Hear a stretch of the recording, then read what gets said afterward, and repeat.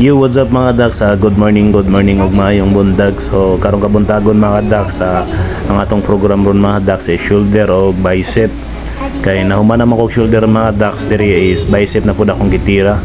So kini diri mga Dax is combo ni siyang bicep, then 3 set tapos 12 lang ni mga Dax.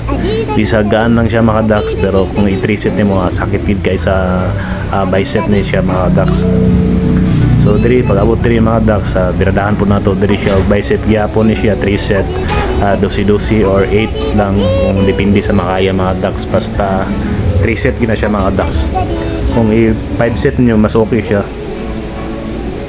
Diri utong-utong din ta diri mga Dax para ingnon nga grabe ka bugat atong gyalsa, pero atik lang gud siya.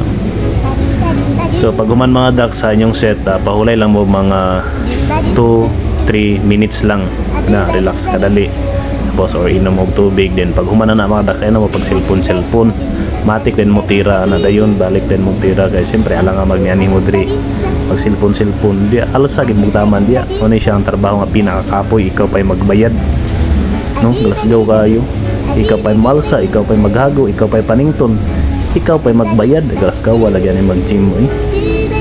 So mo na mga Dax, birada ta diri taman. So mo ni akong last set day mga Dax, sa last program na ako ni siya ang bicep.